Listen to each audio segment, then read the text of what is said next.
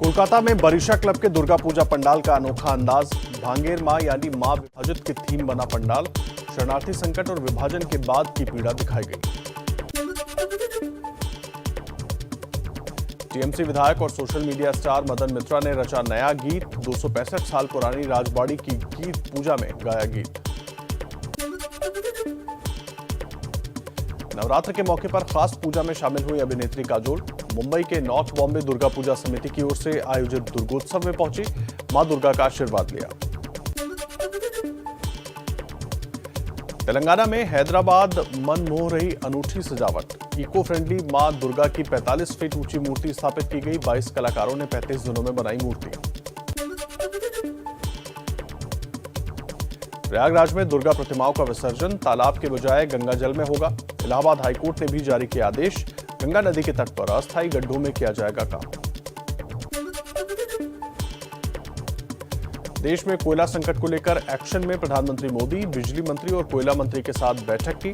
दोनों मंत्रियों ने कहा कोयले की कोई कमी नहीं, एक हफ्ते में हालात सुधरने की उम्मीद है। कोयले की किल्लत पर बोले कोयला मंत्री प्रहलाद जोशी। भारी बारिश की वजह से सप्लाई पर असर पड़ा। अंतर्राष्ट्रीय स्तर पर कोयले की कीमत 3 गुना बढ़ने से आयात भी कम हुआ। महाराष्ट्र के ऊर्जा मंत्री नितिन राउत ने कहा मांग के मुताबिक नहीं मिल रहा कोयला। 3500 से 4000 मेगावाट बिजली की कमी है। राज्य में कहीं भी बिजली कटौती नहीं होगी। पीएम मोदी आज 100 लाख करोड़ रुपए वाली गतिशक्ति योजना का शुभारंभ करेंगे। रेल और सड़क समेत 16 विभाग योजनाओं को देंगे रफ्तार। लाखों लोगों को मिलेगा रोजगार।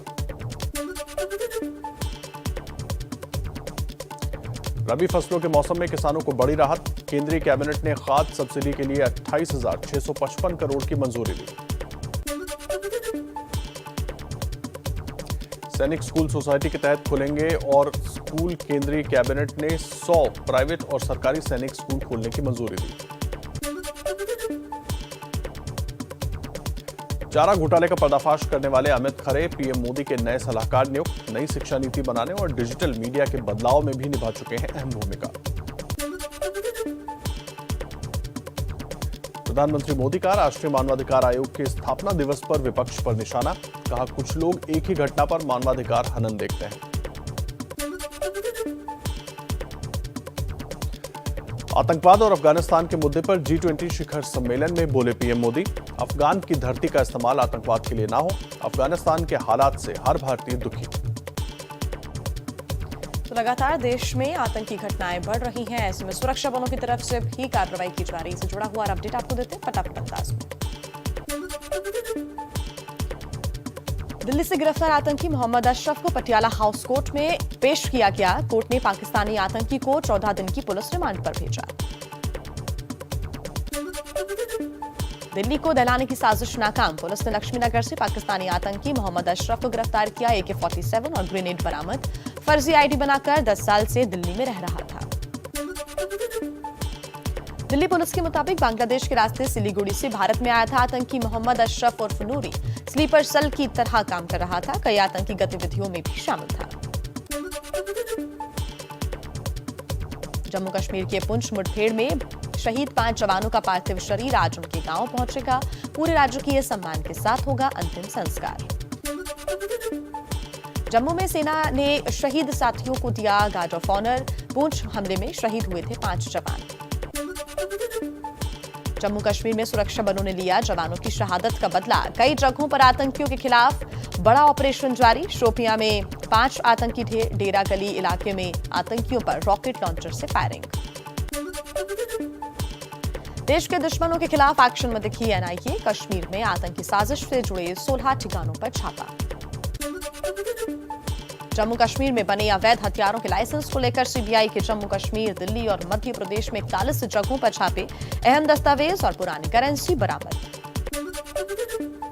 लखीमपुर हिंसा को लेकर राष्ट्रपति से आज सुबह 11:30 बजे मिलेगा कांग्रेस का प्रतिनिधिमंडल। प्रतिनिधिमंडल में राहुल और प्रियंका गांधी भी शामिल रहेंगे।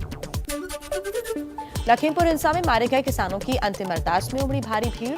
कांग्रेस महासचिव प्रियंका गांधी और आरएलडी अध्यक्ष जयंत चौधरी भी पहुंचे, लेकिन मंच पर किसी नेता को जगह नहीं मिली। लखीमपुर में मृतक किसानों की अरदास में शामिल होने पहुंची प्रियंका गांधी। रास्ते में दिखाए गए काले झंडे। दिल्ली सिख गुरुद्वारा प्रबंधक कमेटी की तरफ से संयुक्त किसान मोर्चा ने किया ऐलान। लखीमपुर की तिकोनिया में ही मृतक किसानों की याद में स्मारक बनाया जाएगा। किसान नेता राकेश टिकैत का बड़ा ऐलान। कहा केंद्रीय मंत्री अजय मिश्रा की गिरफ्तारी तक आंदोलन जारी रहेगा। 18 अक्टूबर को ट्रेन रोको आंदोलन और 26 अक्टूबर को लखनऊ में महापंचायत करेंगे। लखीमपुर हिंसा के मुख्य आरोपी आशीष मिश्रा से पुलिस की पूछताछ जारी। 3 दिन की पुलिस रिमांड में है आशीष मिश्रा। लखीमपुर में आक्रामक अंदाज में दिख रही कांग्रेस को बीजेपी ने घेरा। संबित पात्रा बोले, दूसरे राज्यों में कांग्रेस को नहीं दिखता अत्याचार। राजस्थान में अनुसूचित जाति के युवक की पिटाई हुई, लेकिन वहां कोई नहीं गया। बीजेपी के वार पर अशोक गहलोत का भी पलटवार। बोले, प्रियंका राहुल राजस्थान के हनुमानगढ़ क्यों आएंगे? यहां तो हमारी सरकार है। अमित शाह, राजनाथ सिंह को राजस्थान आना चाहिए। राजनीति से जुड़ी कुछ अहम खबरों का रुख कर लेते हैं फटाफट अंदाज में। आरएसएस प्रमुख मोहन भागवत का बड़ा बयान। कहा, आजादी के बाद से ही सावरकर को बदनाम करने की मुहिम चली है। अगला नंबर स्वामी विवेकानंद का है। दिल्ली में छठ पूजा के आयोजन पर सियासत तेज। सार्वजनिक जगहों पर पूजा बैन करने के केजरीवाल सरकार के फैसले के खिलाफ सड़कों पर उतरी बीजेपी। दिल्ली में सार्वजनिक छठ पूजा की मांग को लेकर बीजेपी का सीएम केजरीवाल के घर के बाहर प्रदर्शन। सांसद मनोज तिवारी बैरिकेड से गिरकर घायल हुए। दिल्ली में छठ पूजा के आयोजन को लेकर डिप्टी सीएम मनीष सिसोदिया ने केंद्रीय स्वास्थ्य मंत्री मनसुख मांडविया को चिट्ठी लिखी। गाइडलाइंस जारी करने की अपील की। अखिलेश यादव का मिशन यूपी शुरू। समाजवादी पार्टी की विजय रथ यात्रा आज जालौन पहुंचेगी। कल कानपुर से अखिलेश ने की थी शुरुआत। विजय यात्रा के दौरान अखिलेश यादव बोले, बड़ी पार्टियों से गठबंधन का अनुभव अच्छा नहीं रहा। छोटे दलों को साथ ले रहे हैं। बीजेपी को सत्ता से बाहर करके ही रहेंगे।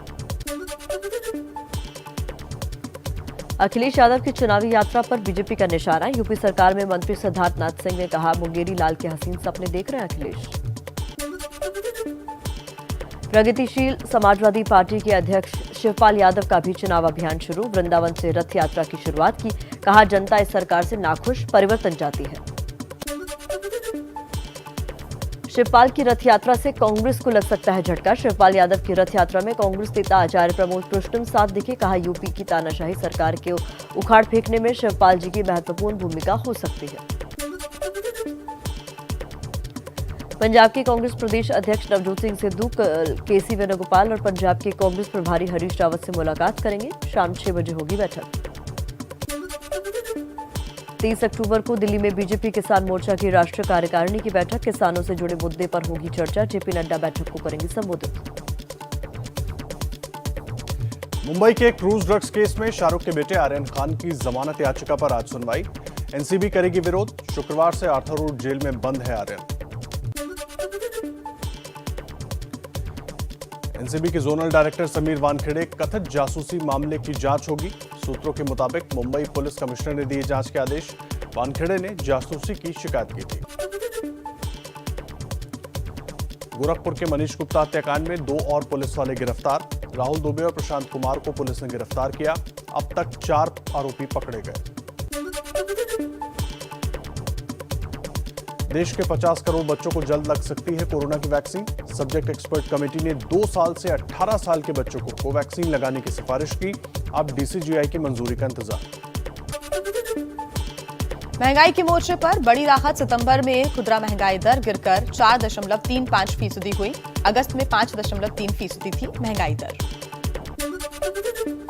दिल्ली में त्योहार से पहले महंगाई की मार। सब्जियों की बढ़ी कीमतों ने बिगाड़ा स्वाद। टमाटर 60 रुपए के पार, प्याज भी हुआ महंगा। एलएसी पर एक बार फिर चीन से बढ़ रहे हैं गतिरोध के बीच भारत, अमेरिका, जापान और ऑस्ट्रेलिया की नौसेनाओं ने बंगाल की खाड़ी में मालाबार युद्धाभ्यास शुरू किया। 15 अक्टूबर तक चलेगी एक्सरसाइज।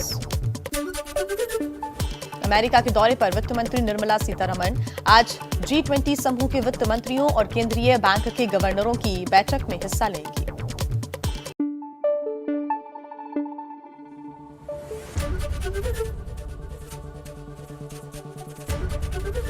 एबीपी न्यूज आपको रखे आगे।